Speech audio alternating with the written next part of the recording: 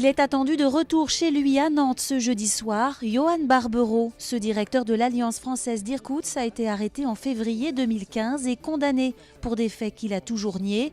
Le Nantais avait ensuite pris la fuite et se cachait depuis plus d'1 an. Jean-Michel Naga. C'était hier soir à son arrivée à l'aéroport Charles de Gaulle. Johan Barbero, enfin libre, souriant, après un véritable cauchemar qui aura duré plus de 2 ans et demi. Depuis son arrestation à son domicile, à Irkoutsk, en Sibérie, en février 2015, les interrogatoires musclés, l'emprisonnement et son inculpation pour des actes de pédophilie sur sa fille de 5 ans. À l'époque, évidemment, nous avons entrepris des démarches auprès du ministère des Affaires étrangères. C'était Laurent Fabius qui était le ministre à ce moment-là. Et on nous a donné des conseils d'absolue discrétion. A priori, quand on vous donne ce genre de conseils, on est tenté de les suivre. Pourquoi est-ce que je sors du silence pour dénoncer et pour accuser? Ma situation aujourd'hui, c'est que je suis un otage. Clairement, c'est une forme de prise d'otage très particulière. Une forme de manipulation des autorités russes décryptée dans ce reportage d'envoyé spécial ce soir sur France 2, un compromat pour compromettre cet employé du ministère des Affaires étrangères en Russie. Johan Barbero a dû s'enfuir, se cacher pendant 1 an pour obtenir lui-même sa libération d'otage. Pas un otage au sens classique du mot, mais effectivement, on peut penser que la partie russe l'a utilisé de cette manière dans des négociations plus vastes avec la France. Johan Barbero sera de retour ce soir à Nantes. Il s'exprimera publiquement demain matin lors d'une conférence de presse sur ce qu'il qualifie de mascarade.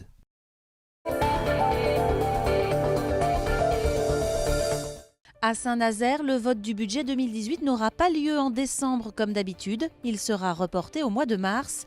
Le maire dénonce l'incertitude qui pèse sur les finances locales. Frédéric Laussan. Pour justifier le report du vote du budget, le maire de Saint-Nazaire parle d'un climat de grande incertitude pour les finances locales. Au moment où je vous parle, je suis incapable de le construire puisque les règles du jeu sont tellement floues, inconnues et qu'elles sont encore en débat. Alors l'État nous propose un contrat de confiance, et bien écoutez, j'interrogerai l'État pour nous donner les règles du jeu. David Samsa entend mener la fronde contre un ensemble de mesures qui fragiliseraient le développement des villes.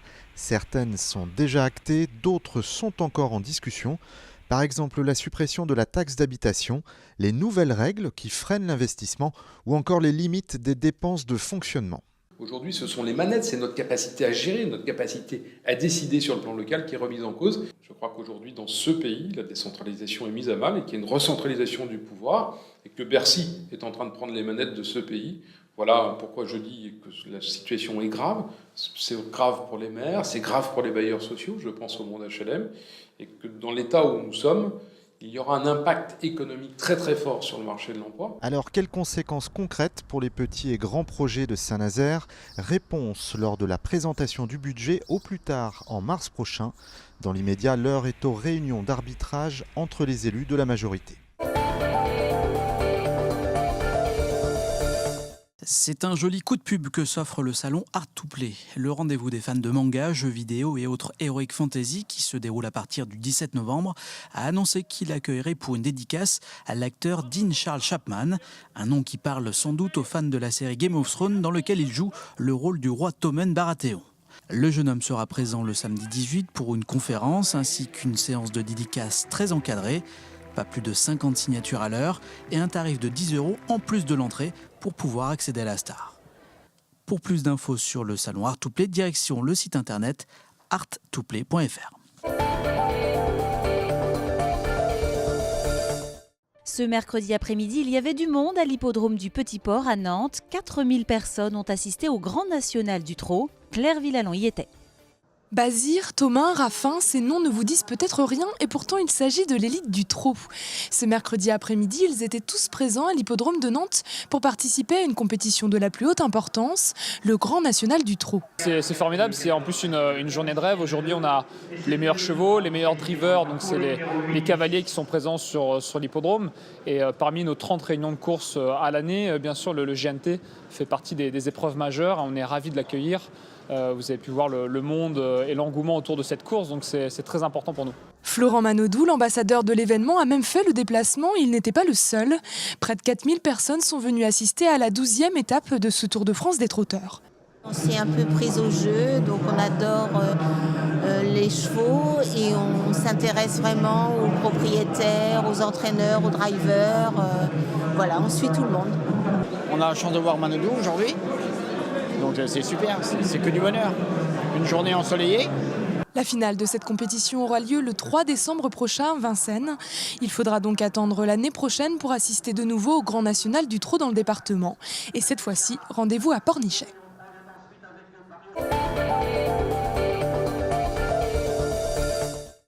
Des nouvelles du skipper nantais Armel Tripon, engagé sur la Transat Jacques Vabre. Il pointe toujours à la 3e place du classement des classes 50 à bord de son trimaran Réauté Chocolat. Actuellement, Armel Tripon et son coéquipier Vincent Barneau naviguent entre les Açores et Madère dans des conditions assez sportives avec des vents de plus de 30 nœuds. On est passé de l'autre côté du front.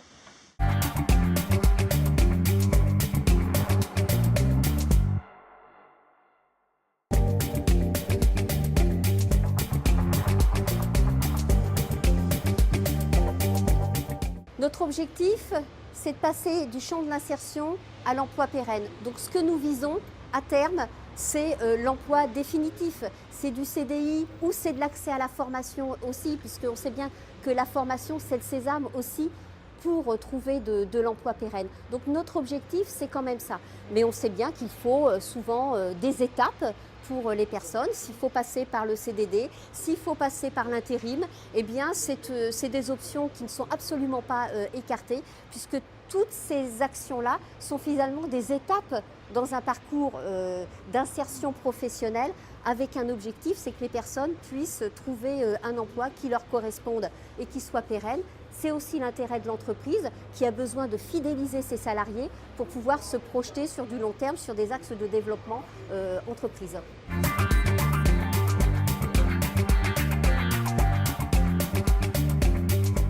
C'est compliqué et donc on ne peut pas se contenter que de faire de l'accompagnement professionnel. Il faut faire aussi de l'accompagnement plus global en prenant en compte aussi tout ce qui concerne les axes périphériques à l'emploi. La question de la mobilité, par exemple, peut être un frein à l'emploi. Et donc le département active aussi des aides pour faciliter l'accès au permis de conduire pour les allocataires du RSA. Les questions de garde d'enfants, c'est très compliqué. Beaucoup d'allocataires du RSA sont des femmes seules avec des enfants et qui sont souvent freinées dans leur recherche d'emploi ou dans leur accès à la formation parce qu'il y a des difficultés de garde d'enfants. Donc là, sur cet aspect-là, nous avons encore à progresser pour trouver des solutions adaptées aux besoins des personnes.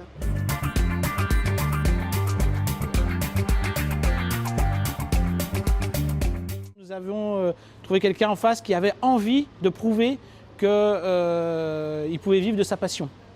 Et donc cette envie a fait la différence. Et ça nous a incité à lui donner sa chance. C'est très clair. Après, le fait d'être éloigné du monde du travail pendant longtemps, c'est passé par des choses toutes bêtes comme le permis de conduire qu'il n'avait pas forcément. Et là, on a dû faire avec cette contrainte. C'est un vrai pari, mais ça a une dimension humaine qui nous va bien parce que, comme on vous l'a expliqué, on est une entreprise familiale, on est une PME, donc l'individu est au cœur de notre préoccupation. Et ça, et donc, quelque part, donner sa chance à quelqu'un qui était plus ou moins en échec sur le marché du travail, ça fait partie des valeurs de l'entreprise.